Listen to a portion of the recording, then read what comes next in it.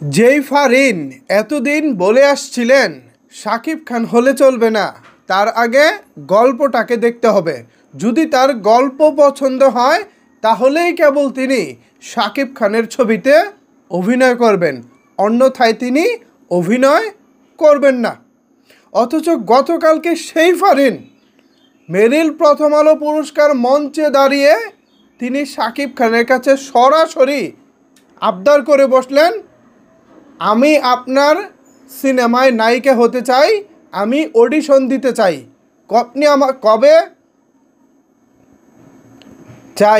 কবে আপনি আমাকে নায়িকা হিসেবে আপনার সিনেমায় নেবেন বলেন।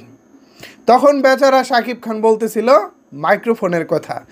এরপর পিছন থেকে একজন মাইক্রোফোন এগিয়ে নিয়ে আসলেন এবং শাকিব খান মাইক্রোফোন হাতে বললেন, তোমাকে অডিশন দিতে হবে না, তোমাকে এমনি আমার সিনেমা আমি নিয়ে নিলাম।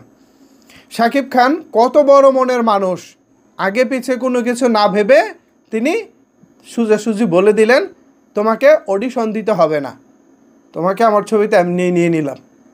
এটাই শাকিব খান। আপনি নিজেকে যত বড় অভিনেত্রীই মনে করেন না কেন, আপনি যতই গল্প নিয়ে বড় বড় কথা বললেন না কেন, শাকিব খান সামনে বললে তিনি লোভনীয় হয়ে যায়, তিনি মিষ্টি। শাকিব খান মিষ্টি হয়ে যায়, তখন সবাই খেতে চায়। ব্যাপারটা এরকম। আপনি ফারিন দেখতে শুনতে সুন্দরী, অভিনয়টাও মোটামুটি খারাপ করেন না, গলাও ভালো আছে, ইত্যাদিতে একটা গান গেয়ে ভাইরাল হয়েছেন, সব ঠিকঠাক, কিন্তু তার মানেই না আপনি শাকিব খানকে ইগনোর করবেন।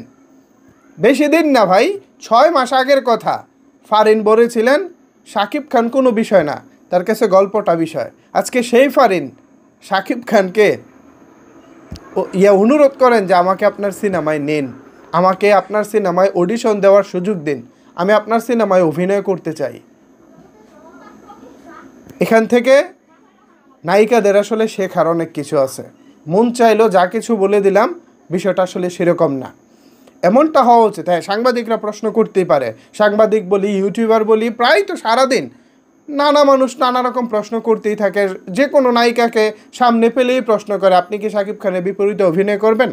এর মধ্যে অনেকে আছে খুব চমৎকারভাবে উত্তর দেয়, কেন নয়, সুযোগ পেলে অবশ্যই করব। শাকিব খান আমাদের দেশে সেরা নায়ক, নাম্বার 1 তারকা, তার সাথে অবশ্যই সিনেমা করব, সুযোগ পেলেই করব। আবার অনেকেই বলে না না না, আমি এখন সিনেমার জন্য প্রস্তুত নই, আমি আরও পরে করব, আরও ভাবি, বা আরও ভালো গল্প আসুক, রেগুলারই তো কত রকমের গল্প আসে, আমার তো এগুলো পছন্দ হয় না, নানা রকমের কথাবার্তা বলে। আবার অনেকে ফারিনের মতো বলে, গল্প পছন্দ হলে শাকিব খানের বিপরীতে অভিনয় করবো, অন্যথায় করবো না। অথচ সেই ফারিনরাও এখন শাকিব খানকে বলেন যে আপনার ছবিতে আমি অভিনয় করতে চাই। চিন্তা করে দেখেন, শাকিব খান তো কোনো প্রডিউসারও না, কোনো ডিরেক্টরও না। কোন চরিত্রে কাকে মানাবে সেটা ডিরেক্টর ভালো বোঝে, সেটা প্রডিউসার ভালো বোঝে। শাকিব খান তো আর নায়িকা নেন না, তারপরেও তিনি শাকিব খানের কাছে আবদার করে বসেছেন। কি মনে হয়, ফারিনের সাথে শাকিব খানের কাজ করা উচিত? এ বিষয়ে আপনাদের মতামত জানতে চাই। নিচের কমেন্টস বক্সটা আপনাদের জন্য ওপেন রইল। ধন্যবাদ সবাইকে এতক্ষণ আমার সাথে থাকার জন্য।